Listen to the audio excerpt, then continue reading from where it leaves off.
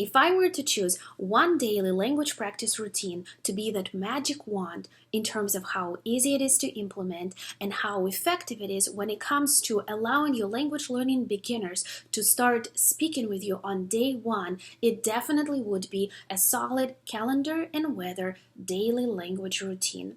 I have been teaching foreign and second languages close to 20 years now, and whenever I get a new classroom, the first thing I make sure I get for it is a calendar pocket chart.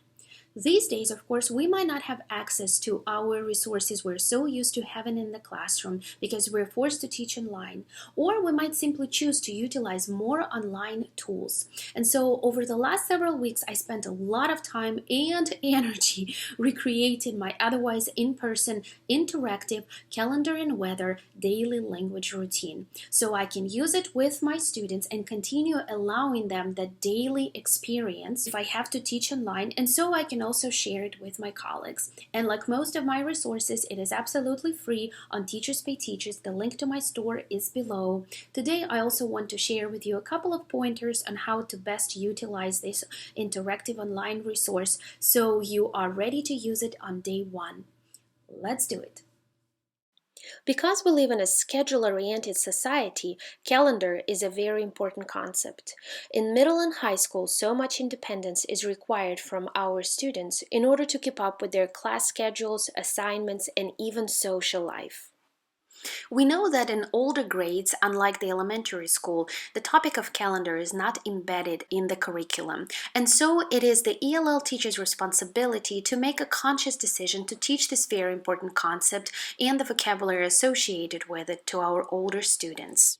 I especially love teaching a calendar routine because I find it relatively easy for all of my students to access. It is very visual, it has a hands-on aspect to it, it is very structured and naturally has many patterns, and most of the time students will have at least some background knowledge of the calendar concept. Another fact that makes a calendar routine such a rich, language-packed activity is that it has an unlimited potential to introduce and practice many language aspects. These are just some of the more obvious ones: grammar concepts, capitalization of personal nouns, ordinal and cardinal numbers, word order in questions versus responses, making predictions. You are also able to build on the basic calendar concepts to introduce new topics.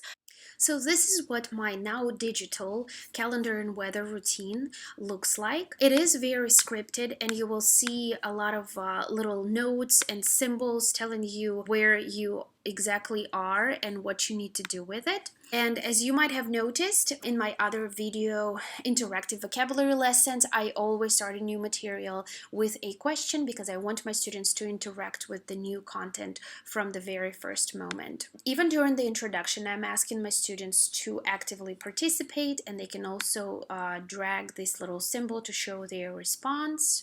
And moving on to the dates, sometimes a confusing concept for our kiddos, so I make sure I'm very strategic about it.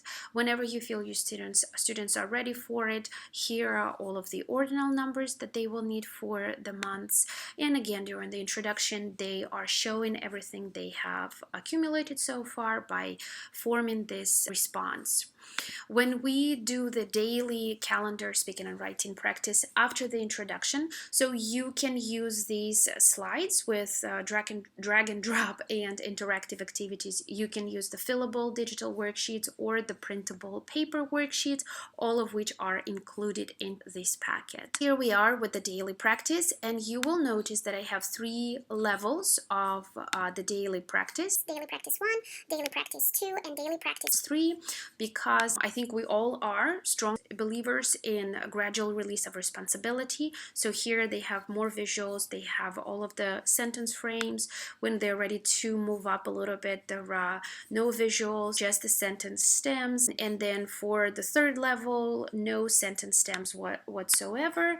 And here they will have to respond completely on their own. For the listening practice, I am asking the students and the teachers to go back to this slide where they would, at the beginning of each month, fill in the calendar just like you would in the classroom. With the appropriate month and year and dates. And for the listening part, I'm just asking my students questions without letting them see much of other support. And now we're moving to the concept of weather. Again, similar format, introduction, all of the vocabulary with visuals. Here I think is a good opportunity to introduce that adjective scale concept. We're going from hot to freezing.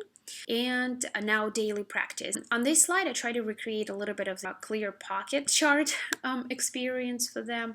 So feel free to have your students do that prior to responding to the questions. I do have to tell you that if, for example, you accidentally dragged or deleted something that shouldn't have been dragged or deleted, you can always go back and just do undo, move, undo, delete. And last but not least, I am allowing my students an opportunity to learn what a prediction is and weather forecast.